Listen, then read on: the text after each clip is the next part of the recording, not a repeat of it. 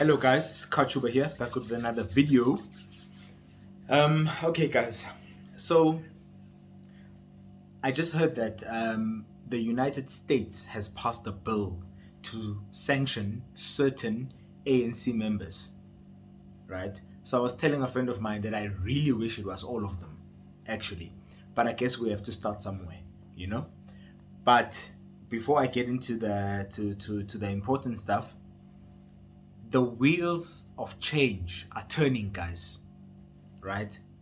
Let us not give up when we are close to a real breakthrough. The only thing that is stopping South Africa from thriving is being attacked aggressively, and that's the ANC, right? So it can only get better from here. Okay, guys, so this is what I want to talk about, right? I just want to talk quickly about what it means for these people, and I'm assuming that'll include the president as well, probably the deputy president as well, being sanctioned by the American government, right? And before I jump into that, maybe I can just talk quickly about why it is that the ANC is being sanctioned. So the biggest issue that the USA have with the ANC is the fact that South Africa, the government basically, is allied with many of the United States enemies, namely China, Russia, Iran. I don't want to say Palestine because I don't want to say that Palestine is the enemy of the United States. Palestine, Gaza, West Bank, right? I don't want to say they are the enemy, right? But the USA is definitely pro-Israel, so that already sets the dynamic there. And obviously, there's the whole thing of South Africa bringing the case against Israel at the ICJ. Is it called the ICJ? Yeah, or ICC, International Criminal Court, I think. Yeah. So those are the reasons, right? And when you look at it, it kind of makes sense, right? I mean, if we say we are an ally of America, and that is what we say we are, you see, this again is part of the the big problem with the ANC. The ANC wants to please everyone. They can't decide, they can't make choices. They are the type of people that want to be the friends of everyone. And it doesn't work like that, right? But they're about to learn that the hard way. You see, I would have had less of a problem if the ANC or the government outright said, we are not an ally of America anymore, right? We are allying with all of these countries, BRICS, these countries in BRICS, and then the other countries as well that are just orbiting around that whole thing, right? Iran and all of that. You see, I would have had more respect for them. I wouldn't have liked it because I like America, so I like us. How can I put it? Us being aligned with them more than these other countries, because I believe, I'm one of those people who believe that America is far from dying, and whoever thinks that America is gonna be dead anytime soon, right? And this whole thing of leaving them and aligning with the new kids on the block is the best way to go. Nope, it doesn't work like that. That's the first reason. The second reason, I love capitalism. I think it's the best system in the world, and there's no better country in the world that supports capitalism than America. That's just my opinion, right? You can debate that or whatever, but that's just my opinion. You see? And then so those are the reasons basically. So now let me go into what that looks like for these people, right? So I've got my laptop here, guys, so I'm just reading, so please just bear with me regarding that, right? So there's going to be financial restrictions. So that looks like the freezing of assets, blocking transactions, loss of dollar access, and loss of business ties. So freezing of assets, any bank accounts, property or investments they hold in the USA that would be frozen, right? Blocking transactions. They can't engage in transactions that go through the US financial system. The system is called SWIFT, right? So just think about that. If they are sending money from South Africa to Ethiopia, if ever there's a US company, right, that somehow facilitates that to happen, that money won't get to Ethiopia. It's frozen. Beautiful, right? So loss of business ties. US companies and citizens are banned from doing business with them. I think that's the one that most of us know, right? Secondary sanctions risk. Non-US businesses may refuse to deal with them to avoid being penalized themselves. That's a big one. Even if the company is not American, even if it's European, it may even be Asian, it may even be from a BRICS country. But as long as that company has an interest in the USA, they may not want to deal with a person who is sanctioned just to protect themselves in case they look bad to the government, you see? And that's the big part of this thing. A lot of ANC politicians are so emotional that they genuinely believe that a lot of these people in these BRICS countries actually care about them. A lot of these people in these BRICS countries will easily sacrifice South Africa or even the ANC politicians just for their whole thing, for their story to look good in the USA. By the way, I feel like we've already seen this. When Trump brought in the sanctions on most countries in the world, including the ones that are in BRICS, those leaders started making deals with Trump. You see?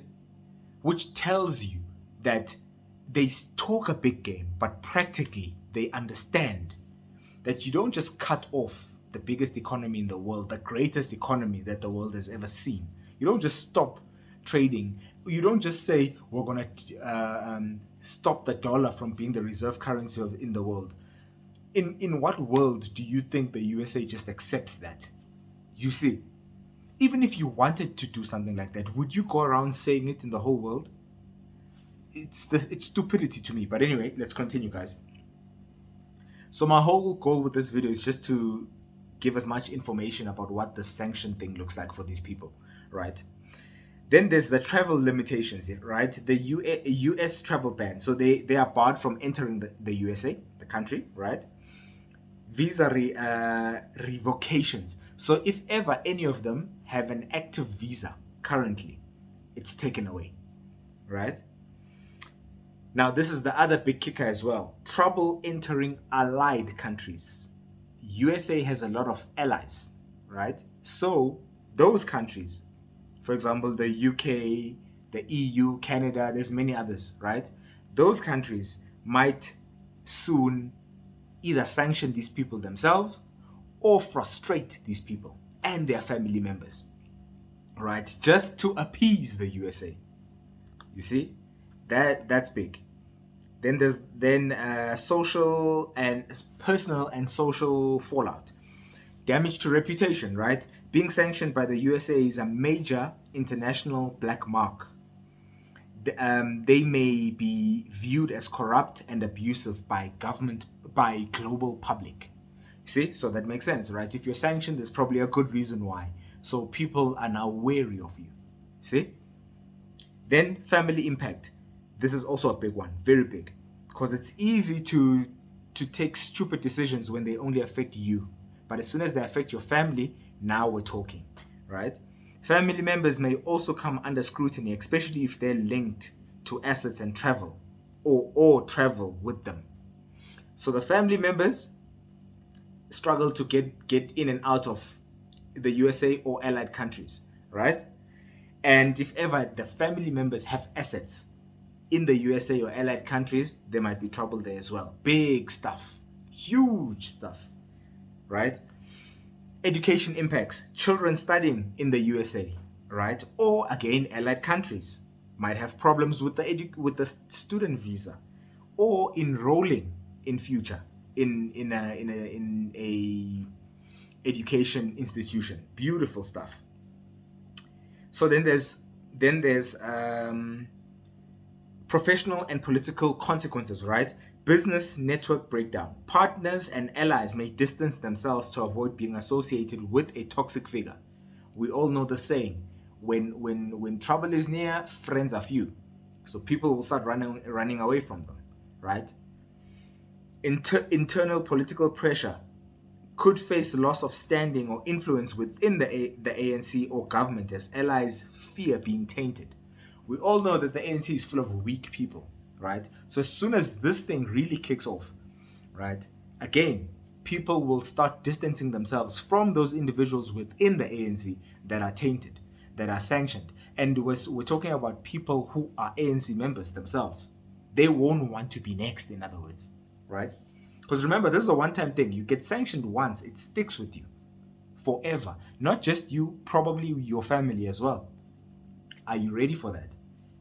You're probably not if you're just a corrupt ANC politician, right? Because you don't have any other skills. All you are is just corrupt, and you don't care about anyone else besides you and your family. And now that same family is now being affected for the first time in your life, right? Yet the lives of ordinary South Africans have been getting affected by the terrible decisions that you've been taking. So I love this. Then what else, guys? Yeah, so that's probably the biggest thing. It's those things. It's those things. So it's more like a thing to just add frustration, add resistance to the lives of these people. I love that. Because that's what you need, especially. And in the case of most of these people, they are weak, they're unstrong. So even little frustration and resistance will break them. You see, it's not like we're talking about the toughest human beings here on earth that are willing to deal with this pressure and resistance and frustration. Here you're dealing with very, very weak people. So even little pressure will do the job. And as we know, guys, in 2029 there's the national election. There's a good chance the ANC will go below 30. Why do I say that? Because for the ANC to stay where they are or to grow, they'd have to change who they are. Actually start delivering services. Actually stop corruption. But those two things are embedded in them. In other words, the people in the ANC today are the reason the ANC is in the late 30s percent-wise. So how is it that the very same people are gonna suddenly stop being corrupt, suddenly start prioritizing service delivery? Nope. There's something called momentum. There's something called inertia. And you don't just break those things easily, even if you want to. Even if you have a moment of saying, let's change for the better. When you wake up tomorrow morning, you're going to do the same rubbish you've been doing for the past 20 years. So the ANC is done, guys. It is done, right? And I was telling a friend of mine that I'm so happy that Gayton Mackenzie once said that it's so difficult to rig the South African elections. Because I was one of the people who thought at some point the ANC will start cheating, right? But then he made a good point. He said this thing of party agents is so important. The mere fact that all the political parties have party agents in each place where voting happens.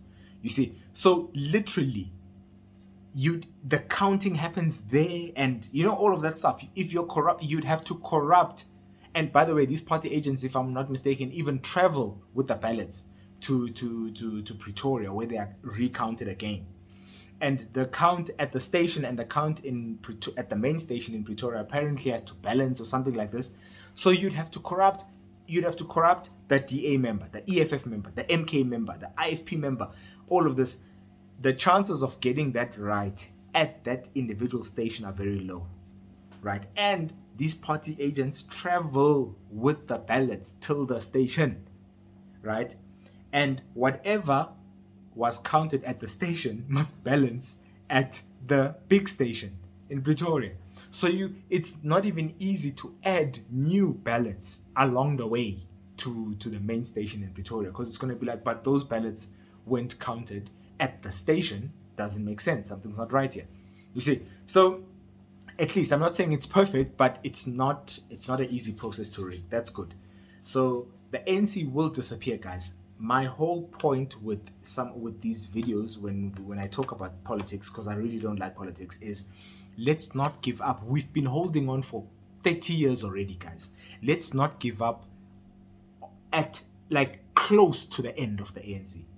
Let's not give up there. If we were gonna give up, we were supposed to give up 10 to 15 years ago. But we didn't. So we're here now. You see, in 2029, we might see the DA being bigger than the ANC. Just think about that. You know? So let's not give up, guys. Let's hold on. Let's put more pressure and more pressure. Other people need to make videos like this as well, you see, to make sure that things go the way they should. Anyway, guys, it was just that. I just wanted to give my opinion on the sanctions thing and just break down for people who may not understand what it actually means um, um, um, for these people to get sanctioned, and the pain that they will start feeling. Now, what's left is for the actual list of people who are getting sanctioned to come out, right? And that will be very exciting as well. So, guys, please like, comment, and subscribe, and share with anyone who you think might want to hear this. And commenting, guys, please tell me what you'd like me to do to improve the videos, what topics you'd like me to talk about. And if ever there's another creator you'd like me to talk to, right, regarding certain issues, maybe you feel like together we'd be able to make some magic, please suggest them as well so I can reach out. And yeah, guys, that's it. Cheers.